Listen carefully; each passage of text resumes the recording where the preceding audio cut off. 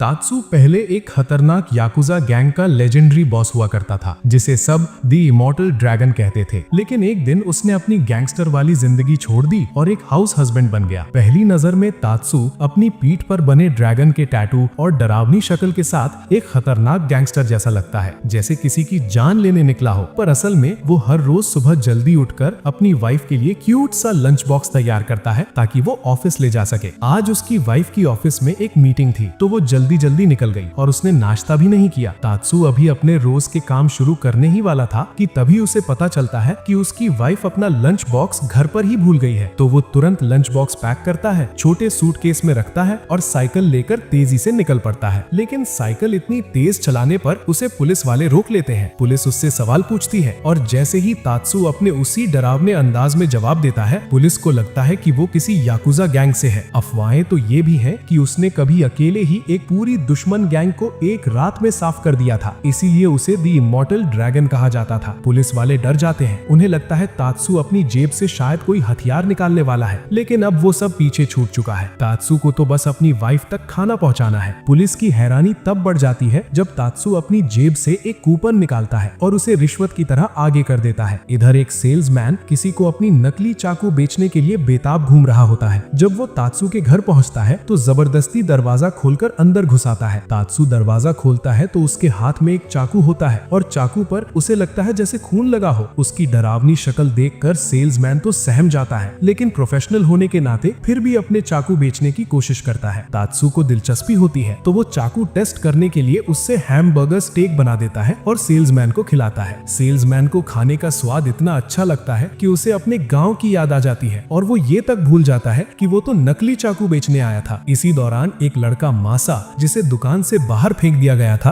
तात्सू का पुराना साथी निकलता है। तात्सू के गायब होने के बाद उनकी गैंग टूट गई थी और मासा हर जगह उसे ढूंढ रहा था। मासा मार्केट में तात्सू को सब्जियां लेते देख लेता है और दौड़कर उसके पास आता है। वो रोता धोता तात्सू को अपनी हालत बताता है और उसे वापस गैंगस्टर बनकर लौटने के लिए कहता है। तात्सू अपने उसी डरावने चेहरे के साथ सिगरेट जलाता है और मासा से कहता है, चल मेरे साथ। मासा सोचता है कि तात्सू शायद उसे फिर से गैंग में ले जाएगा, लेकिन तात्सू उसे कुकिंग क्लास में ले आता है। क्लास में तात्सू रेसिपी तैयार करता है और औरतें उसकी कुकिंग देखकर ताली बजाती हैं। मासा गुस्से में कहता है कि तात्सू गैंगस्टर लाइफ छोड़कर ये सब क्या कर रहा है। तात्सू आराम से कहता है, मैं अब वो जिंदगी नहीं जी सकता। अब मेरे लिए सबसे जरूरी मेरा परिवार है और उसे हिंसा से नहीं बचा सकता। मासा हंसता है और तात्सू की बनाई प्लेट को गिरा देता है। तात्सू एक सेकंड में उसे जोर से थप्पड़ मारता है और कहता है, गंदगी फैलाई है, अब साफ भी तू ही करेगा। एक दिन तात्सू अपनी साइकिल चला रहा होता है, तभी एक बिल्ली बचाने के चक्कर में वो एक कार से टकरा जाता है। कार एक गैंगस्टर की होती है जो सुनामी गैंग से होता है, वही लोग जो तात्सू के दुश्मन थे। हामी गैंगस्टर को लगता है कि तात्सू ने उसे मारने की कोशिश की है और वो अपने ड्राइवर के साथ तात्सू के पीछे पड़ जाता है। भागते भागते तात्सू एक कपड़ों की दुकान में घुस जाता है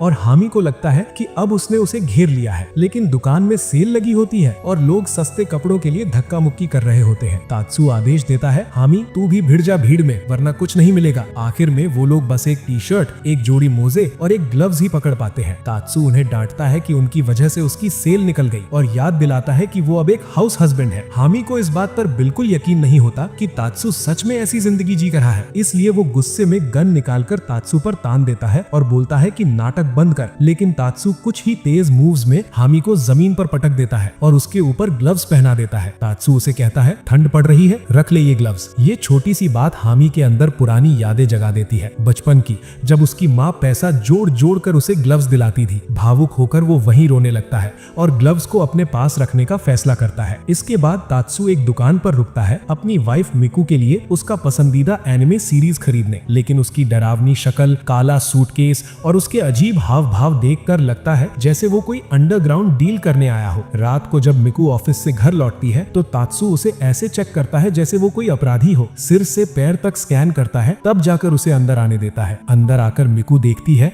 कि पूरा घर सजावट से भरा पड़ा है। तात्सू ने उसका पूरा बर्थडे सेटअप किया होता है, लेकिन पूरा माहौल याकुजा स्टाइल में होता है। यहाँ तक कि जब तात्सू हैप्पी बर्थडे सॉन्ग गाता है तो भी उसका चेहरा इतना डरावना लगता है कि माहौल और भी भूतिया बन जाता है। फिर तात्सू उसे गिफ्ट देता है, वही एनिमे सीरीज जो उसने दिन में खरीदी थी। मिकू खुश तो होती है पर बताती है कि ये सीरीज तो उसके पास पहले से है। ये सुनकर तात्सू खुद से इतना निराश होता है कि कहता है कि उसे अपनी छोटी उंगली काट कर माफी मांगनी चाहिए। मिकू मिकू घबरा जाती है और गुस्से में एक मुक्का मार देती है और तात्सु कांच की खिड़की तोड़ते हुए पंछी की तरह बाहर उड़ जाता है। अगले दिन मिकू फोन करके बताती है कि लैंडलेडी घर देखने आने वाली है तो सब कुछ साफ होना चाहिए। तात्सु तुरंत ऑटोमेटिक वैक्यूम क्लीनर निकालता है और उसे काम पर लगा देता है। शुरू में वो मशीन की सफाई देखकर खुश होता है, लेकिन जैसे ही उसे पता चलता है कि मशीन कोनों तक साफ नहीं कर सकती, वो चिल्लाकर मशीन को डांटता है। फिर खुद कोने और बाकी जगहों की सफाई करने लगता है, क्योंकि उसके हिसाब से घर हमेशा चमकदार होना चाहिए। तभी अचानक वैक्यूम क्लीनर उसकी कैट की पूंछ चूस लेता है। बिल्ली डर कर उछल जाती है और वाइन रैक पकड़ लेती है। रैक गिरता है और एक बोतल सीधा तात्सु के चेहरे पर लगती है। इतने में लैंडलेडी घर में आती है और तात्सु को लाल दागों से भरा देख चिल्ला उठती है। तात्सु भी ऐसी बातें बोलता है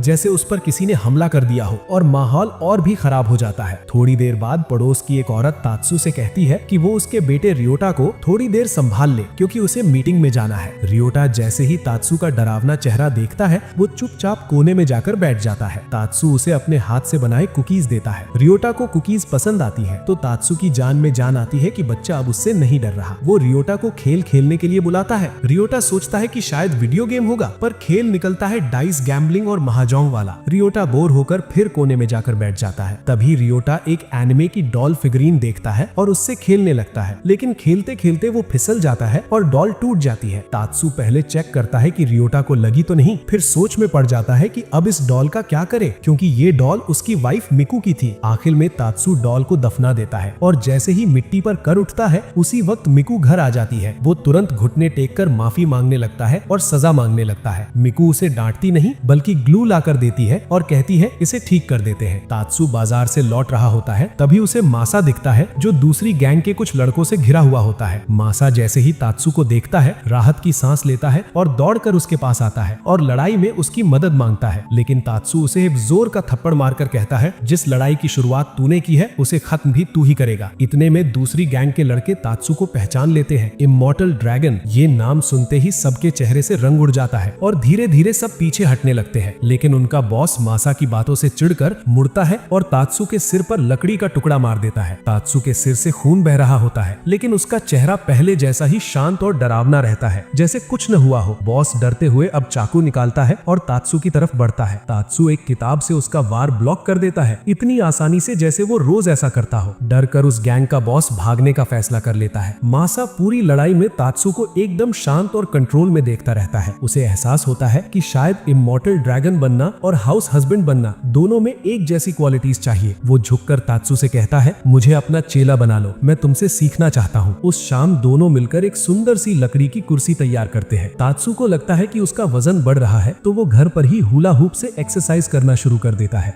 लेकिन उसकी ये हरकत मिकू को डिस्ट्रैक्ट करती है, तो वो उसे डांटती है और उसे एक फिटनेस जिम ले जाती है। जिम में पहुंचकर तात्सु को अपने कुछ पड़ोसी मिलते हैं जो उसे वहां देखकर हैरान रह जाते हैं। सब लोग डांस एक्सरसाइज क्लास में जाते हैं और तात्सु भी शामिल हो जाता है। वो सारे स्टेप्स तो कर लेता है, लेकिन उसकी खतरनाक मुस्कान सबको परेशान कर देती है। उन्हें लगता है कि वो ये सब भी किसी डरावनी वजह से कर रहा है। सबके कहने पर तात्सु योगा क्लास में भी जाता है और यहाँ तो सब दंग रह जाते हैं। वो हर योग मुद्रा परफेक्ट तरीके से कर लेता है और हर पोज को अपने पुराने गैंगस्टर टाइम से जुड़े नाम दे देता है। क्लास खत्म होने पर तात्सु सबकी तारीफ करता है और कहता है, अच्छा पसीना निकला, मजा आया। लेकिन जैसे ही वो कपड़े बदलने जाता है, गलती से महिलाओं की चेंजिंग रूम में घुस जाता है। अपनी गलती समझते ही वो जमीन पर सिर पटक पटक कर खुद को सजा देता है और औरतों से कहता है, मुझे पहाड़ पर निर्वासित कर दो। उसकी बेवकूफी भरी बात सुनकर सब औरतें और भी कंफ्यूज हो जाती हैं। एक दिन तात्सु और उसकी वाइफ मिकू शॉपिंग सेंटर जाते हैं। तात्सु एक कर्मचारी से सफेद पाउडर वाला सामान मांगता है तो वो डर जाता है। तभी मिकू साफ करती है, अरे वो फ्लार बोल रहा है, आटा। आगे खरीदारी करते हुए तात्सु मिकू की पसंद की चीजों को लेकर टोकता रहता है। दोनों की बहस देखकर लोग रुककर घूरने लगते हैं। लोगों को लगता है कि कोई याकुजा किसी मासूम पर चिल्ला रहा है, क्योंकि तात्सु की शक्ल वैसी ही डरावनी लगती है। मिकू को एहसास होता है कि तात्सु की ये लुक ही लोगों को गलतफहमी में डाल देती है, तो वो उसे अलग अलग कपड़े पहनने को कहती है। लेकिन तात्सु चाहे जो पहन ले, उसका गैंगस्टर वाला लुक और भी ज्यादा डरावना हो जाता है। आखिर में तात्सु मिकू की बात मानकर अपनी स्टाइल बदलने की कोशिश करता है और मिकू उसकी पिंक एप्रन वाली ड्रेस देखकर खुश हो जाती है। उस पर उसका पसंदीदा कैरेक्टर भी बना होता है। वो तात्सु से पोज देने को कहती है। लोगों की आंखें फटी की फटी रह जाती हैं, लेकिन मिकू को तात्सु का ये नया रूप बेहद प्यारा लगता है। एक बार शॉपिंग करते हुए तात्सु मासा को सिखाता है कि बाजार में सामान कैसे प्लान करके खरीदा जाता है, लेकिन रास्ते में मासा एक स्टॉल से स्नैक खरीदने रुक जाता है और स्टॉल चलाने वाला आदमी कोई और नहीं बल्कि टोराजिरो यानी स्टील फिस्ट टाइगर निकलता है, जो टात्सु का याकुजा टाइम का सबसे बड़ा दुश्मन था। टोराजिरो आज भी टात्सु से नफरत करता है क्योंकि टात्सु की वजह से उसकी पूरी गैंग तबाह हो गई थी। जब टोराजिरो जेल में था वहीं उनकी पुरानी दुश्मनी फिर जाग उठी। एक मोड़ पर टात्सु और टोराजिरो एक शोडाउन करने पर तैयार हो जाते हैं, लेकिन ये लड़ाई मारपीट की नहीं होती बल्कि एक कुकिंग कंपटीशन होता है जिसमें दोनों अपनी कुकिंग स्किल्स आजमाते हैं। दोनों एक्स गैंगस्टर किचन में आमने सामने खड़े होकर शानदार डिश बनाते हैं, फिर अपनी अपनी डिश की एकदम परफेक्ट फोटो लेकर इंस्टाग्राम पर पोस्ट करते हैं। 2 घंटे बाद रिजल्ट आता है। टात्सु जीत जाता है क्योंकि उसकी फोटो पर 1 लाइक आ जाता है और टोराजिरो की डिश पर 1 भी लाइक नहीं आता। कुछ दिन बाद टात्सु अपनी वाइफ मिकू के साथ कार खरीदने जाता है। मिकू उन्हें दिखाई जाने वाली हर कार पसंद करती है, लेकिन टात्सु हर कार में कमी निकाल देता है। किसी को कहता है ये शॉपिंग के लिए ठीक नहीं, किसी को कहता है ये बहुत ज्यादा पेट्रोल पीती है। आखिर टात्सु को एक पिकअप ट्रक पसंद आती है, सस्ती, कम तेल खाने वाली और शॉपिंग के लिए बढ़िया। लेकिन मिकू को उसका लुक बिल्कुल पसंद नहीं आता क्योंकि लड़कियों के लिए अपीयरेंस भी उतना ही इंपॉर्टेंट होता है। आखिर में सेल्स लेडी एक ऐसी कार दिखाती है जो देखने में स्टाइलिश है और जिसका ट्रंक बहुत बड़ा है। दोनों को ये कार पसंद आ जाती है, लेकिन जैसे ही टेस्ट ड्राइव का टाइम आता है टात्सु कार को ऐसे चेक करने लगता है जैसे उसमें कोई स्पाई गैजेट लगा हो। टेस्ट ड्राइव शुरू होती है। मिकू उसे याद दिलाती है सड़क पर ध्यान रखो, हर सिचुएशन के लिए तैयार रहो। लेकिन टात्सु एक सिक्योरिटी गार्ड को देखता है और सोच बैठता है कि वो कोई हत्यारा है जो उस पर हमला करने वाला है। वो कार तेज चलाने लगता है। फिर उसे सड़क पार करता एक बुजुर्ग दिखता है और टात्सु को लगता है कि वो भी कोई असैसिन है जो कार पर मिसाइल चलाने वाला है। आखिरकार उसे एहसास होता है कि ये सारी बातें उसकी ओवरथिंकिंग है और वो कार खरीदने का आइडिया ही छोड़ देता है। एक दिन टात्सु मासा के घर जाता है। घर में कपड़ों का ढेर लगा होता है, लगता है महीनों से धुले ही नहीं। मासा सारे कपड़ों को एक साथ वॉशिंग मशीन में डालने लगता है, लेकिन टात्सु उसे एक थप्पड़ मारता है और कहता है ऐसे धोते हैं कपड़े। टात्सु कपड़ों को अलग अलग करके मशीन में डालता है और जिन पर जिद्दी दाग लगे होते हैं उन्हें हाथ से रगड़ रगड़ कर साफ करता है। मासा पीछे खड़ा होकर नोट्स लेता रहता है। कपड़े धुलने के बाद दोनों उन्हें सुखाने के लिए टांग देते हैं, लेकिन तेज हवा के झोंके से एक कपड़ा उड़ जाता है और मासा उसे पकड़ने के लिए भागता है। कुछ महीने पहले मिकू ने टात्सु से कहा था कि घर में पड़े वो गैजेट्स बेच दे जिनका वो इस्तेमाल नहीं करता, तो अब टात्सु एक फ्ली मार्केट में वही गैजेट्स बेचने बैठा है, लेकिन पूरे दिन में एक भी सामान नहीं बिकता। तभी वहाँ कुछ गुंडे आते हैं जो वहाँ बैठे सभी दुकानदारों से पैसा वसूलने लगते हैं क्योंकि ये इलाका उनका चुनावी क्षेत्र है। लेकिन जैसे ही उनका लीडर टात्सु को देखता है उसके पैर कांपने लगते हैं। टात्सु उसे अलग ले जाकर बात करता है। वो उसे गैजेट्स ऑफर करता है, लेकिन वो गुंडा सोचता है कि टात्सु उन गैजेट से उसे टॉर्चर करने वाला है। डर के मारे उसकी टांगे जवाब दे देती हैं और वो बेहोश हो जाता है और टात्सु उसके पास गैजेट्स रखकर वहाँ से चला जाता है। एक दिन टात्सु पौधों को पानी दे रहा होता है, तभी 2 पुलिस वाले उसे दूर से देखते हैं और सोचते हैं कि वो कुछ इलीगल पौधे उगा रहा है। थोड़ी देर बाद वो टात्सु को एक सस्पिशियस सा ब्रीफकेस लेकर घर से निकलते देखते हैं, तो दोनों उसका पीछा करते हैं। मौका देखकर वो देखते हैं कि टात्सु एक छोटा सा पैकेट मासा को दे रहा है। ऑफिसर सबूत इकट्ठा करने के लिए उनका पीछा करते करते एक बंद दुकान तक पहुंच जाते हैं। एक ऑफिसर दरवाजा तोड़कर अंदर घुस जाता है, सोचता है कि शायद ये लोग कोई इलीगल काम कर रहे हैं, लेकिन अंदर तो चेयर लेडी का बर्थडे चल रहा होता है। जो छोटा बैग उन्हें सस्पिशियस लगा था उसमें तो बस कुछ बेसिल लीव्स थी और जो सूटकेस उन्हें पैसों से भरा लगा था उसमें सिर्फ एक सेंटेड वास था बर्थडे गिफ्ट के तौर पर। वहीं थग लीडर जिसकी टांगे टात्सु को देखकर कांपी थी, वो इस बात से शर्मिंदा होकर अपनी टांगों की ट्रेनिंग शुरू कर देता है। वो सप्लीमेंट्स लेता है ताकि अगली बार टात्सु को देखते ही उसकी टांगे न कांपे। लेकिन जब टोराजिरो बदला लेने बाहर निकला तो दूर से ही टात्सु को देखते ही उसके पैर फिर से लड़खड़ा गए और वो जमीन पर धड़ाम से गिर पड़ा। टात्सु आजकल बहुत एक्टिव रहने लगा था। वो मोहल्ले की हाउसवाइफ्स के साथ मिलकर वॉलीबॉल खेलने लगा था। उस दिन हाउसवाइफ्स की टीम का मैच दूसरी टीम से था, लेकिन उन्हें बिल्कुल उम्मीद नहीं थी कि वहाँ बेयर टीम भी होगी। ये लोग असली वाले गैंगस्टर थे। मैच शुरू होता है और सब के सब मिलकर पूरी ताकत लगा देते हैं, लेकिन बेयर टीम भी जमकर टक्कर देती है और दोनों टीमें बराबरी पर चलती रहती हैं। आखिर में बेयर टीम जीत जाती है। टात्सु घुटनों पर बैठकर हार की पूरी गलती खुद पर ले लेता है, लेकिन बेयर टीम का लीडर आगे बढ़कर उसे उठाता है और बताता है कि मैच बहुत बढ़िया था। अंत में दोनों टीमें एक दूसरे को बधाई देती हैं और साथ में फोटो भी खिंचवाती हैं। शाम को मिकू काम से लौट रही होती है, तभी वो देखती है कि उसका पति टात्सु मीट वाले से किसी तरह की डील टाइप बात कर रहा है। थोड़ी देर बाद दोनों घर की तरफ निकलते हैं, लेकिन उससे पहले टात्सु अलग अलग दुकानों पर रुकने की बात करता है। मिकू समझ ही नहीं पाती कि चल क्या रहा है, क्योंकि टात्सु और दुकानदार लोग ऐसे बात कर रहे थे जैसे कोई गुप्त मिशन चल रहा हो। मिशन पूरा होने के बाद टात्सु बताता है कि वो अलग अलग दुकानों से स्टैंप इकट्ठे कर रहा था एक लकी ड्रॉ के लिए। दोनों लॉटरी बूथ पहुंचते हैं। मिकू को पहला इनाम बहुत अच्छा लगता है, हवाई ट्रिप, और दूसरा इनाम भी एक बड़ा टीवी। लेकिन टात्सु की नजर सिर्फ तीसरे इनाम पर होती है, एक वैक्यूम क्लीनर। डिनर। आज आखिरी दिन था और टात्सू अपनी 10वीं कोशिश में ये इनाम जीतना चाहता था, लेकिन घुमाने के बाद उसे 5वां इनाम मिलता है, एक छोटा सा प्यारा सा प्लश टॉय जो मिकू को एकदम पसंद आ जाता है। भले ही टात्सू लॉटरी में हार गया हो, वो प्राउडली कहता है कि उसने जीत हासिल कर ली, क्योंकि मिकू मुस्कुरा रही थी। उसकी ये चीजी बात सुनकर मिकू उसे सड़क पर ही मुक्का मार देती है। अचानक मिकू के पेरेंट्स घर आने की खबर दे देते हैं, जिससे वो थोड़ी टेंशन में आ जाती है, लेकिन टात्सू उसे भरोसा दिलाता है कि वो सब संभाल लेगा। जैसे ही उनके माता पिता घर पहुंचते हैं, टात्सू चाय नाश्ता लेकर आता है जो उसने खुद बनाया था। उसकी सास उसकी हाउस कीपिंग स्किल से इम्प्रेस हो जाती है और उससे खाना बनाने की रेसिपी सीखने लगती है। टात्सू का ससुर इंट्रोवर्ट था, वो बात करना चाहता था पर शुरू कैसे करे समझ नहीं पा रहा था। काफी देर बाद उसे एक टॉपिक सूझता है, लेकिन टात्सू उसकी बात का मतलब ही नहीं समझ पाता। आखिर में ससुर उसे कैच बॉल खेलने पार्क ले जाते हैं, क्योंकि अगर उसका बेटा होता तो वो उसके साथ खेलता, लेकिन टात्सू खेल समझ ही नहीं पाता। गेंद वापस फेंकने की जगह वो कुत्ते की तरह दौड़कर हाथ में गेंद पकड़ा लेता है। ससुर हार मान लेते हैं और फिर सही तरह से पकड़ छोड़कर तरीका बताते हैं, लेकिन पहली ही बार में टात्सू इतना जोर से गेंद फेंकता है कि ससुर झटके से पेड़ से जा टकराते हैं, पर साथ ही वो उसकी ताकत से एकदम प्रभावित भी हो जाते हैं। शाम को मिकू घर आती है और देखती है कि टात्सू हंगामे के बीच बैठा है। वो कहता है कि उस पर पीछे से कोई भटकी हुई गोली चली थी, लेकिन असल में वो गोली नहीं, एक तिलचट्टा था। टात्सू ने कीटनाशक उठाया था, लेकिन उसकी कैन खाली थी। तिलचट्टा अब भी जिंदा था और उड़ने भी लगा था। अब मीकू चुप नहीं रह सकती, खासकर जब वो तिलचट्टा उसके प्यारे पुलिस डॉल वाले फिगर पर जा बैठा। तात्सू पूरी कोशिश करता है उसे उड़ाने की, लेकिन वो तिलचट्टा अचानक उड़कर तात्सू की छाती पर ही आकर बैठ जाता है। तात्सू अपनी पूरी हिम्मत दिखाते हुए मीकू से कहता है, जो करना पड़े करो, बस इसे खत्म कर दो। मीकू हिम्मत जुटाती है, एक मोटा अखबार पकड़ती है और पूरी ताकत से तिलचट्टे पर वार करने की कोशिश करती है, लेकिन तिलचट्टे को मारने की जगह सीधे तात्सू के मुंह पर दे मारती है। फिर भी तात्सू डटा रहता है। वो फैसला करता है कि अगर मार नहीं पा रहे तो कम से कम अगरबत्ती जला देते हैं, क्योंकि ऐसे कीड़े खुशबू वाली चीजों से दूर भागते हैं। अब क्रिसमस आ जाता है। तात्सू सांता क्लॉज वाला एप्रन पहनकर अपनी गली के बच्चों की क्रिसमस पार्टी में गिफ्ट देने जा रहा होता है। जब वो पहुंचता है, बच्चे मानते ही नहीं कि ये सांता है, पर तात्सू कहता है, मुझे इमॉर्टल क्लॉज बुलाओ और बताओ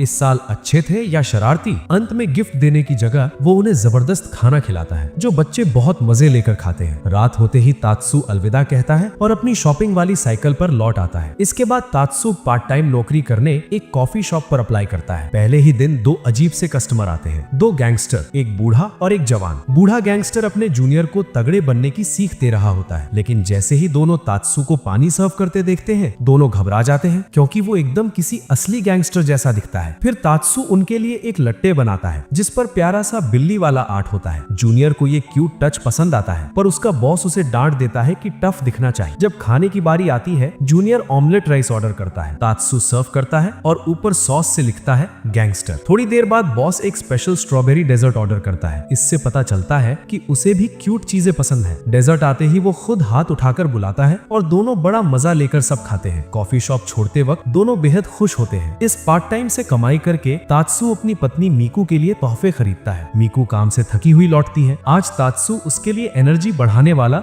जबरदस्त खाना बनाता है। खाने के बाद वो नींबू और साइट्रिक एसिड से उसके लिए ताजा लेमनेड बनाता है, जो थकान में खूब असर करता है। फिर तात्सू उसे आराम देने के लिए मसाज भी करता है, लेकिन ज्यादा पैम्पर होना मीकू को थोड़ा अजीब लगने लगता है। स्ट्रेस तो उसका उतर चुका था, पर वो सब चीजें एक तरफ रखकर सीधे नहाने चली जाती है, क्योंकि उसके लिए वही सबसे तरोताजा करने वाली चीज है। उधर तात्सू खुद को भी वैसी ही मसाज और लेमनेड देकर थोड़ा आनंद ले लेता है। एक दिन जब तात्सू सुपरमार्केट जाता है तो उसकी मुलाकात हिबारी टोरी से होती है, जो उसके पुराने दुश्मन गिरोह की सदस्य थी। वो लेजेंडरी इमॉर्टल ड्रैगन को पहचान लेती है, लेकिन अब दोनों एप्रन पहने देखकर माहौल थोड़ा अजीब सा हो जाता है। टोरी गैंग बिखर गया था, तो हिबारी और उसके कुछ साथी सुपरमार्केट में नौकरी करने लगे थे, लेकिन हिबारी पूरी जिंदगी आराम से रही थी, इसलिए आम लोगों की छोटी छोटी चीजें उसे समझ ही नहीं आती थी, जैसे कैन को सही ढंग से जमाना या सही लेबल लगाना। वो सब उल्टा पुल्टा कर देती थी। आखिर में तात्सू खुद ही कैन ठीक से जमा कर उसकी गलती सुधार देता है। बिलिंग पर हिबारी गलती से तात्सू से एक ही सामान के 2 पैसे ले लेती है। जब तात्सू पोलाइटली बोलता है कि एक बार चेक कर लो, तो उसके साथ खड़े साथी तुरंत लड़ने के मूड में आ जाते हैं, लेकिन हिबारी अपनी गलती तुरंत समझ जाती है। वो माफी मांगती है और बिना देर किए ज्यादा लिए हुए पैसे तात्सू को वापस कर देती है। कुछ दिन बाद मासा तात्सू के घर आता है। उसके दिमाग में एक प्लान होता है, तात्सू के लिए सरप्राइज बर्थडे पार्टी करने का। दरवाजा खुलता है तो बाहर मीकू होती है। वो खुद को इंट्रोड्यूस करती है। मासा अपना पूरा बर्थडे प्लान बताता है और मीकू बोलती है कि वो भी वही प्लान पहले से सोच कर बैठी थी। दोनों मिलकर सोचते हैं कि क्यों ना साथ में बर्थडे तैयारियां की जाएं। मीकू केक के लिए सामान काटने काटना शुरू करती है, लेकिन लगता है उसने पूरा कटिंग बोर्ड ही काट देना है। वो इतना ज्यादा मैदा डाल देती है कि कटोरे से बाहर गिरने लगता है और ऊपर से कुछ खाना भी जल जाता है। आखिर में रसोई का हाल जैसे किसी तूफान से गुजरा हो। दोनों हार मान लेते हैं। जब तात्सु घर लौटता है तो घर की हालत देखकर हक्का बक्का रह जाता है। वो खुद ही सफाई करना शुरू करता है, सारी सजावट करता है, यहाँ तक कि अपना बर्थडे केक भी खुद बना लेता है। फिर वो अपने अंदाज में एक थोड़े डरावने टोन में हैप्पी बर्थडे सॉन्ग भी गाता है। तब मीकू और मासा अपने अपने गिफ्ट देते हैं। मीकू उसे एक नेकलेस देती है और मासा एक चश्मा। तात्सु दोनों एक साथ पहनकर देखता है और दोनों मान भी लेते हैं कि उस पर दोनों चीजें एकदम फिट लग रही हैं। तभी अचानक तात्सु का पुराना बॉस उससे मिलने आ जाता है। गैंग छोड़ने के बाद ये दोनों की पहली मुलाकात थी। तात्सु बड़े ध्यान से बॉस के कपड़ों पर लगे कुत्ते के बाल हटाता है। फिर बातचीत शुरू होती है। थोड़ी देर में तात्सु बॉस के कुत्ते के लिए एक क्यूट सा स्वेटर निकाल कर देता है। बॉस इतना खुश हो जाता है कि अपने कुत्ते के साथ फोटो खींच लेता है। बॉस असली काम बताने ही वाला होता है कि तभी पड़ोस की कुछ महिलाएं आ जाती है। एक औरत बोलती है, आपके कुत्ते की हालत तो कमजोर लग रही है। तुरंत तात्सु एक्शन में आ जाता है। वो वहीं पर कुत्ते के लिए एक जबरदस्त हेल्दी खाना बना डालता है। कुत्ता मजे से सब खा जाता है। सब खुश हो जाते हैं। आखिर में बॉस उसे वापस गैंग में बुलाने की बात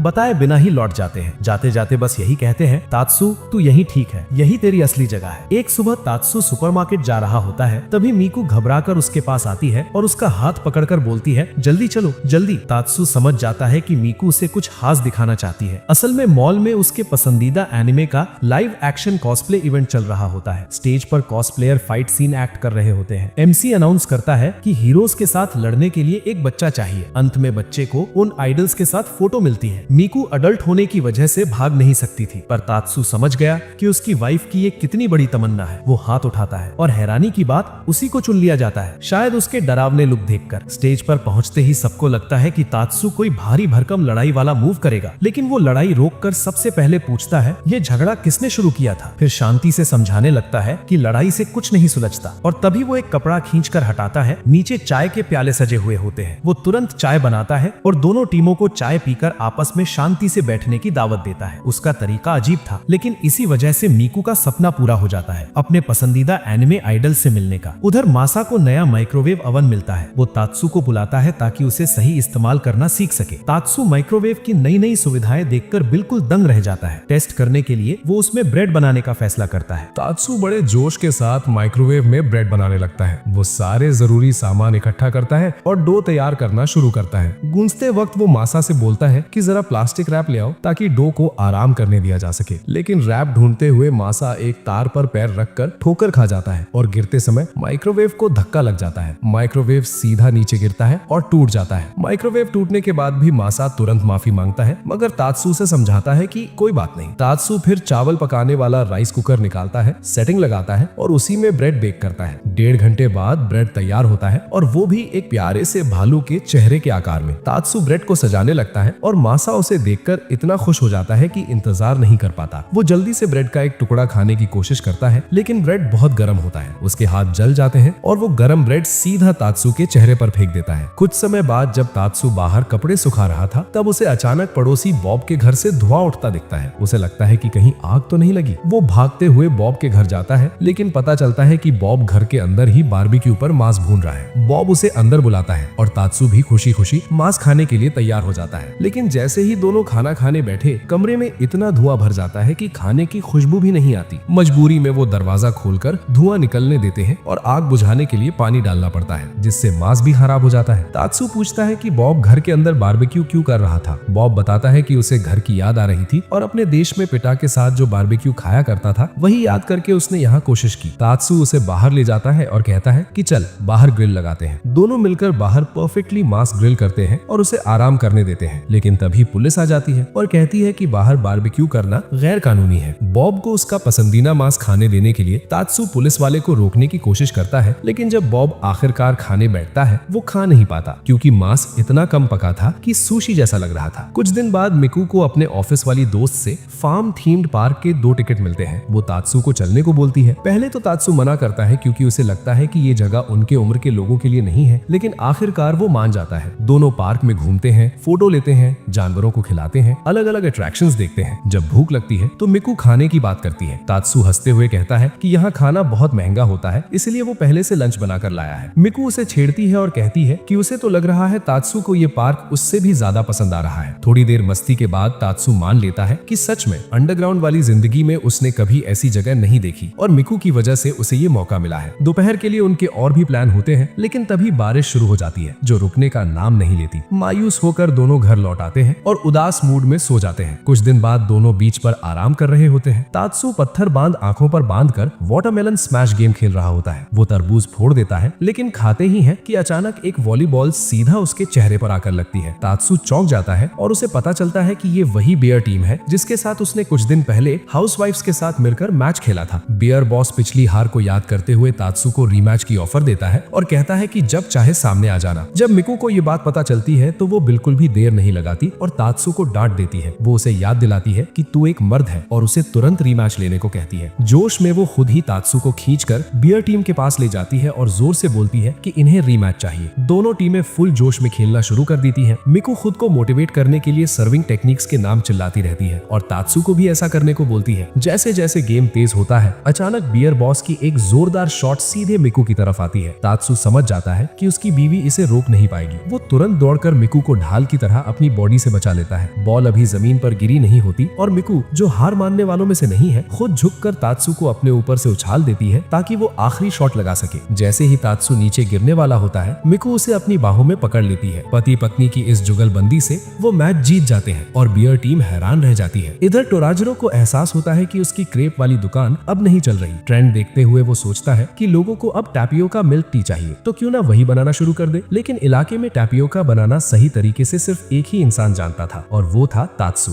मजबूरी में टोराजिरो अपना ईगो छोड़कर तात्सु की मदद लेने आता है। पहले तो तात्सु का मन नहीं होता, मगर आखिरकार वो हाँ कर देता है। तात्सु उसे एक स्ट्रीट वेंडर के पास ले जाता है जो बताता है कि टैपियोका बनाने का सामान कहाँ मिलेगा। टोराजिरो की झुंझलाहट बढ़ जाती है जब तात्सु उसे एक सिंपल सी बेकिंग दुकान में ले आता है। गुस्से में वो तात्सु की शर्ट पकड़कर बोलता है कि तू मजाक कर रहा है क्या। टोराजिरो आर्ग्यूइंग शुरू कर देता है कि टैपियोका तो मोती जैसे छोटे छोटे गोले होने चाहिए। तात्सु गुस्से में लेकिन समझाते हुए बोलता है, टैपियोका आटे, पानी और चीनी के डो से बनता है, उसे छोटे छोटे मोती जैसे गोले बनाते हैं। समझ आया? दोनों पुराने गैंगस्टर्स जो अब शेफ बन चुके हैं मेहनत करते हैं और आखिरकार टैपियोका तैयार करते हैं। दोनों उसे चखते हैं और हैरान रह जाते हैं कि ये कितना स्वादिष्ट निकला। दोनों मिलकर टैपियोका मिल्क टी की दुकान खोल देते हैं, लेकिन उनकी डरावनी शक्लें देखकर लोग पास आने से डर जाते हैं। कुछ देर बाद एक गैंगस्टर्स का ग्रुप आता है और एकदम आराम से 6 कप खरीद लेता है, जिससे इन दोनों का दिन बन जाता है। एक दिन तात्सु मासा को 100 रुपए स्टोर लेकर जाता है, जहाँ ढेरों सस्ते और जरूरी घर के सामान पड़े होते हैं। पहले तो मासा को कुछ इंटरेस्टिंग नहीं लगता, लेकिन तात्सु उसे एक जोरदार चपट लगाता है और समझाता है कि ये चीजें कितनी काम की होती हैं। तात्सु एक वॉशिंग मशीन के लिंच फिल्टर की तरफ इशारा करता है। मासा बड़े कॉन्फिडेंस से कहता है, ये तो कीड़े पकड़ने का जाल है। फिर जब तात्सु एप्पल स्लाइसर दिखाता है तो मासा बोल देता है कि ये किसी चीज का हैंडल है। कुछ और चीजें पूछते ही मासा की गलतियां बढ़ती जाती है। आखिर में मासा मान ही जाता है कि उसने घर का काम ठीक से करना बंद कर दिया है। तात्सु उसकी हालत समझकर कहता है कि कोई बात नहीं, समय लगेगा, सीख जाएगा तू। फिर तात्सु 100 रुपए के कई यूजफुल सामान थमा देता है ताकि मासा घर के काम आसानी से सीख सके और संभाल सके। एक रात जब मिकू सो रही थी, उसे अचानक चॉपिंग और तेज कटाई की आवाजें सुनाई देती हैं। जब मिकू को उनके कमरे से आने वाली काटने फाड़ने वाली आवाजें सुनाई देती हैं, तो वो हैरान होकर बिस्तर से उठती है और देखती है कि तात्सु किसी काम में बहुत तेजी से लगा हुआ है। असल में तात्सु को एक किंडरगार्टन में बच्चों को एंटरटेन करने के लिए बुलाया गया है और वो पूरी रात बैठकर मोमोतारो की कहानी का अपना देसी होममेड वर्जन बना रहा था, जो उसने खुद लिखा है। कहानी शुरू होती है, एक था बॉस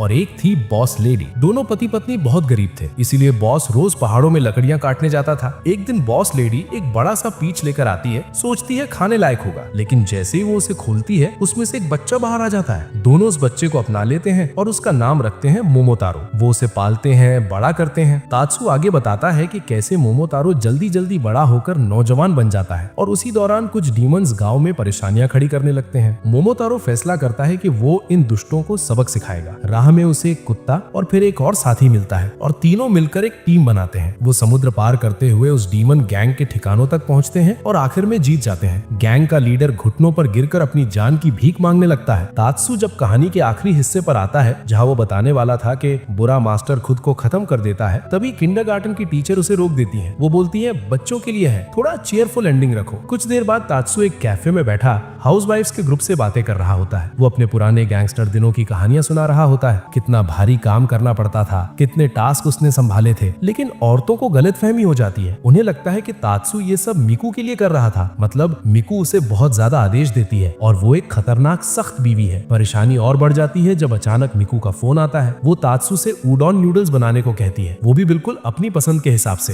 तात्सू ने कॉल स्पीकर पर नहीं रखी होती और जब वो हाँ ठीक है कर दूंगा बोलता है तो वो अनजाने में गैंगस्टर जैसी लाइनें बोल देता है, जैसे वो किसी को खत्म करने की बात कर रहा हो। अब हाउसवाइफ्स को पूरा यकीन हो जाता है कि ये कपल किसी को निपटाने की प्लानिंग कर रहा है। तात्सू जाते जाते बस इतना बोलता है कि मिकू ने बोला है कि कुछ पीटना है, जल्दी करना पड़ेगा। हाउसवाइफ्स डर जाते हैं और उसे समझाते हैं कि अगर कोई मुसीबत हो तो उनसे मदद मांग ले। तात्सू डिस्काउंट वाला फ्रोजन मीट खरीदने निकल पड़ता है कि तभी सामने गोटो आ जाता है, जो हियो गैंग का आदमी है जिसे तात्सू ने पहले कभी परेशान किया था। तात्सू सोचता है कि गोटो बदला लेने आया है, लेकिन गोटो माइक निकालकर रैपर बन जाता है और अपने दुख दर्द को रैप में सुनाने लगता है। तात्सू भी बिना देर किए माइक पकड़कर रैप शुरू कर देता है, गोटो के लेवल पर लेवल मिलाते हुए, लेकिन मजाकी अंदाज में। बस घर के कामकाज पर लोगों की भीड़ इकट्ठा हो जाती है, मगर माहौल तब पलट जाता है जब तात्सू गोटो की शर्ट पर तंज कस देता है कि कितनी भद्दी है, और ये सुनकर गोटो उदास हो जाता है। तब तात्सू को एहसास होता है कि वो ज्यादा बोल गया। वो वहीं मंच पर सभी को चौंकाते हुए गोटो से सच्चे दिल से माफी मांगता है और बोलता है कि चल फिर से शुरू करते हैं, इस बार मीट पर रैप करेंगे। पास की बुचर शॉप वाला कसाई भी भीड़ देखकर बाहर निकल आता है, लेकिन तात्सू अपनी रैप में बुचर पर भी कुछ ज्यादा बोल देता है, जिससे बुचर उसे एक चपेट मार देता है। गोटो तो पहले ही टूट चुका होता है, कुछ बोल नहीं पाता और घुटनों पर बैठ जाता है। आखिरकार बुचर खुद माइक उठाता है और मीट पर गाना गाने लगता है और ये अजीब सी रैप बैटल इसी तरह खत्म हो जाती है। अब मिकू एक बिजनेस ट्रिप पर जाने वाली होती है और तात्सू उससे पूछना शुरू करता है कि क्या वो सब सामान पैक कर चुकी है जो उसे चाहिए। मिकू ने तात्सू को भरोसा दिलाया कि वो ठीक रहेगी और कहा कि आज तुम खुद को आराम दो। उसकी बात दिल से लगाकर तात्सू ने सोचा कि चलो आज अपनी रोज की कड़ी सफाई से थोड़ा ब्रेक लेते हैं, दिन भर कम से कम काम करूंगा, सोचा उसने। रोज की तरह चादर धोने की जगह उसने सेंटेड स्प्रे से उसे ताजा कर दिया और कपड़े भी तह करके रखने की जगह सीधा अलमारी में रख दिए। लंच में उसने घर का बना खाना छोड़कर इंस्टेंट नूडल्स का कप लिया। नूडल्स खाते खाते मासा आया। जब उसे पता चला कि तात्सू आज घर के काम से छुट्टी पर है तो उसने दिखा दिया कि असली आराम क्या होता है। उसने तात्सू को वीडियो गेम खेलने को कहा। बाद में अपने पड़ोसी बॉब को भी बुलाया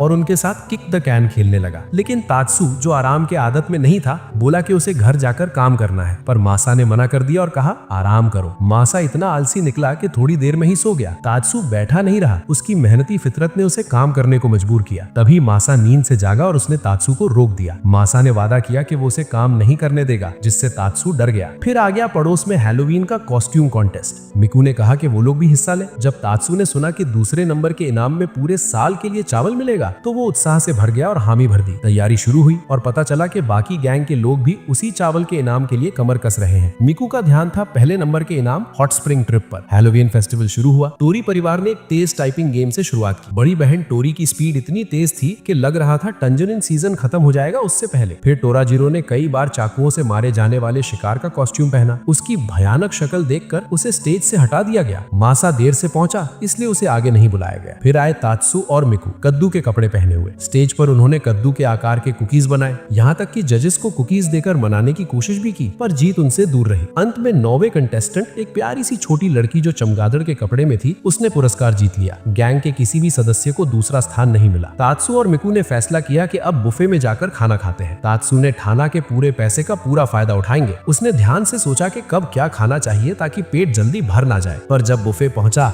और खाने की भरमार देखी तो सारे प्लान धरे के धरे रह गए। टेबल पर तरह तरह के व्यंजन सजाकर उसने हर एक का मजा लिया। पेट भरा होने के बावजूद मिठाई का मोह नहीं टला। अचानक मिठाई वाले स्टॉल पर तात्सू की मुलाकात टोराजीरो से हो गई। दोनों ने मस्ती में मिठाई के टुकड़े पाने को लेकर झगड़ा किया, पर दुर्भाग्य से मिठाई पसंद आंटियां सब खा गईं और उनके हिस्से में कुछ भी नहीं आया। वापस टेबल पर लौटते हुए मिकू ने एक मिठाई का प्लेट निकाला जो उसने पहले से ले रखा था और तात्सू को खाने के लिए कहा। तात्सू की आंखों में खुशी के आंसू आ गए। फिर मिकू के मम्मी पापा आए और साथ में कुछ राशन भी लाए। मिकू के पापा ने तात्सू से पूछा कि हम सब मिलकर हॉट पॉट बना सकते हैं। तात्सू ने खुशी खुशी हाँ कर दी। जैसे ही तात्सू रसोई में जाकर खाना बनाने वाला था, उसके ससुर ने कहा तुम आराम करो, मैं खुद संभाल लूंगा। पर बात यह है कि तात्सू का ससुर रसोई में थोड़ा फिसड्डी निकला। सब्जियां काटते काटते उन्होंने कटिंग बोर्ड के साथ ही सब्जियां काट डाली और पूरा किचन बिगाड़ दिया, बिल्कुल मिकू की कुकिंग स्टाइल जैसे। सब्जियां धोने की कोशिश में पानी हर जगह छिटक गया, जिससे तात्सू की चिंता बढ़ गई। तात्सू ने समझाया कि वो तो रहने ही वे, लेकिन तभी मिकू किचन में आई। आस्ती ने ऊपर चढ़ाई और अपने पापा के साथ खाना बनाने लग गई। ये जोड़ी किचन में तो जैसे तूफान ले आई। दोनों ने बड़े बड़े मांस के गोले बनाए और सीधा हॉट पॉट में डालने का मन बनाया। तात्सू घबराकर बीच में कूद पड़ा और समय रहते उन्हें रोक दिया। तभी जब लग रहा था कि और भी बेवजह की चीजें हॉट पॉट में डाल दी जाएंगी, मिकू की माँ भागती हुई आई और सबको बचा लिया। उसकी वजह से ना तो हॉट पॉट खराब हुआ ना ही किचन, और और तात्सु अपनी सास की तारीफ किए बिना रह नहीं पाया।